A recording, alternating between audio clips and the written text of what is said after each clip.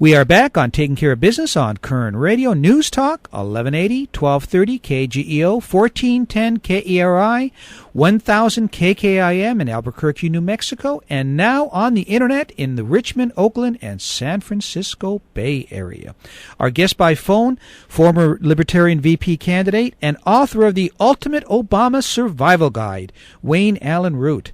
So, Wayne, looking at Obamacare, the cost is much higher. The death panels are, I've got a client who has bone spurs in the back of her spine, and her doctor said, you better get this done before January 1st because after that, we can't do it.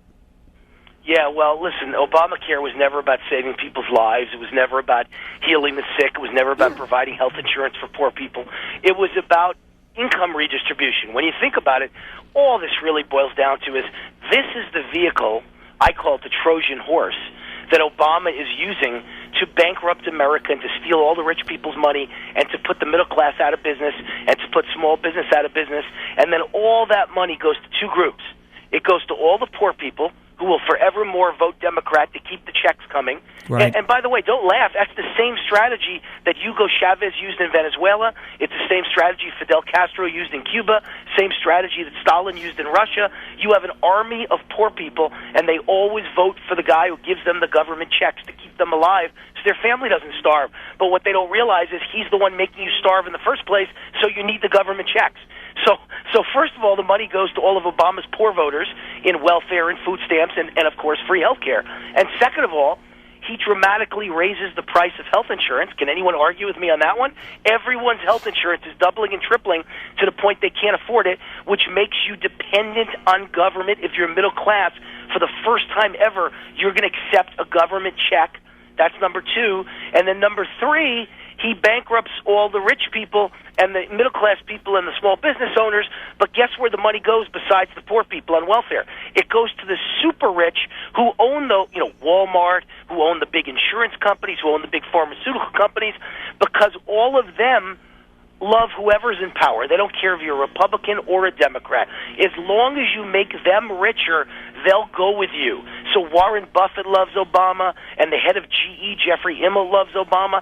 The insurance companies love Obama because they get to triple your insurance rates, and who wins? They do.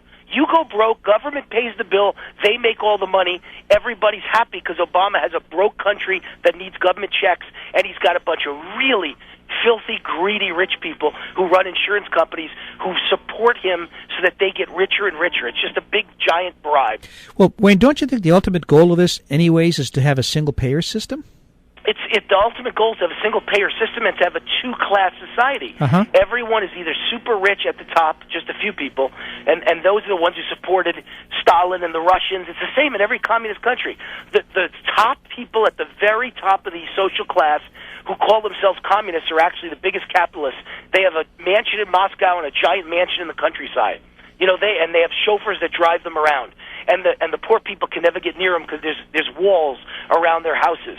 So Obama's creating a two-class society with a few super rich at the top, and everybody else lives in shared misery and poverty at the bottom. And that's what's happening, folks. And if you want to live in poverty, God bless you, but the rest of us are going to get the hell out of America. I promise you that. People are leaving in droves. Record numbers of people are giving up their citizenship, and it's going to get so much worse as it becomes clear what Obama's real goal is. Yeah, and people aren't going to have a choice. I got to plug your book a little bit, that Ultimate Obama Survival Guide. I've got a copy of it. It is a great book. You talk a little bit about business. I mean, this is a disaster for the business community, Obama. Well, it is for the smallest business community. Walmart doesn't want small business to survive. I used to think we were all in the same boat, Marty, rowing in the same direction. If you were a conservative, then that tent included big business and small business and the middle class. Well, guess what? The middle class and small business has been abandoned by the Walmarts and the insurance companies of this world and the pharmaceutical companies. They only care about themselves, and that's it. And so, not all business is doing bad under Obama.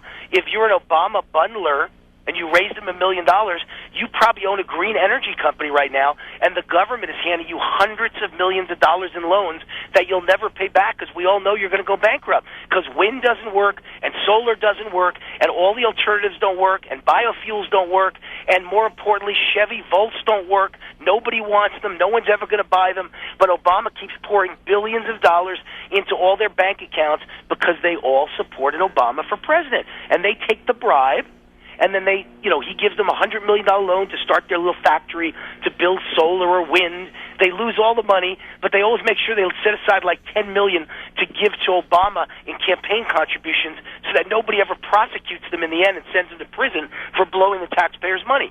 This is how America works today, Marty. Scary. It's very sad. It's very depressing. I told everyone about it in the Ultimate Obama Survival Guide. That's why it's a bestseller. And I think that people are now waking up to what's really happening around us. Scary. We're having a conversation. Excuse me. We're having a conversation with author of the Ultimate Obama Survival Guide, Wayne Allyn Root. You know, Wayne, I had a conversation with a friend of mine who's been a banker forever. He was telling me, and I've been kind of chewing on this, he was telling me that, the banks are going in, getting this money from the feds for nothing, and they're not willing to really invest it in the communities. They're just, putting it in munis and things where they're getting a low interest rate, but it's totally guaranteed, so they're making money on the difference. Right, and the banks, Wall Street, Obama may not love oil companies, but he loves certain groups. Banks, Wall Street, insurance companies, pharmaceutical companies, all of them are getting rich. And yes, you're right, there's no loans for small business at all. The banks take the money. They're so greedy, and they grab the money by the billions from the government at the Fed's, open market window, and then they take it and invest in all the things that Obama tells them to put their money in, which is mostly government bonds that the country stays solvent while he spends us into bankruptcy. Exactly. But they don't give it to small business, and it's just obscene, the amount of money that's been given to bail out banks. None of this is capitalism, folks. Capitalism is you leave me alone, you don't regulate me to death, you don't tax me to death, and you let me live or die. If I happen to die, and I don't mean physically, but I mean if my business dies, if it goes under, if it goes bankrupt, you're supposed to let me go bankrupt and I'll learn a lesson and do it better next time. Mm-hmm. But unfortunately, we live in a society now where Obama's driving every good businessman into bankruptcy, and only those at the very top will give him big contributions and are favored by him, like green energy. They get giant government loans, and they get well taken care of, and they're not, and giant government bailouts. They're never allowed to go bankrupt. They get saved. That's not capitalism. That's crony capitalism, and that's what's happening in America today. Therefore, no one learns a lesson when they blow $1 billion of shareholder or taxpayer money. If someone hands you $1 billion to replace it, you've learned no lessons at all, and the entire capitalism is distorted. No one knows how to make money anymore. They only know how to ask the government for loans and bailouts. And an economy doesn't work that way. An economy doesn't survive on loans, bailouts, unemployment checks, disability checks, welfare checks, and food stamps.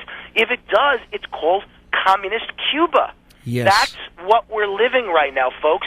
Time to stop saying nice things and calling Obama liberal. It's time to call him a Fidel Castro communist. That's exactly what he is, and it's the exact path he's leading America down.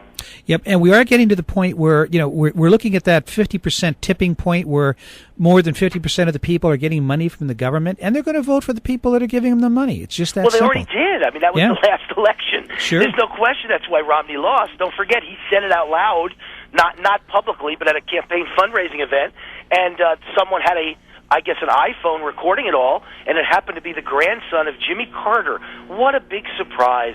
Jimmy Carter's little corrupt grandson recorded Mitt Romney's private conversation and played it for the whole world, where he said, listen, it's hard to win the election because 47% of the people are getting government checks, and they want to keep getting the government checks. They're going to vote for a guy who promises to give them bigger government checks. Wow, that was a really bold, terrible statement, wasn't it? Yep. All he was doing was telling the truth. And for that, he lost the election because Jimmy Carter's grandson wanted to pay back the Republican Party for proving that his grandfather is one of the dumbest men to ever walk the face of the earth. Exactly. We've got 20 seconds left. The name of the book, again, is Ultimate Obama Survival Guide by Wayne Allyn Root. I highly, highly recommend it. We'll see you in 167 hours on Taking Care of Business on Current Radio News Talk 1180.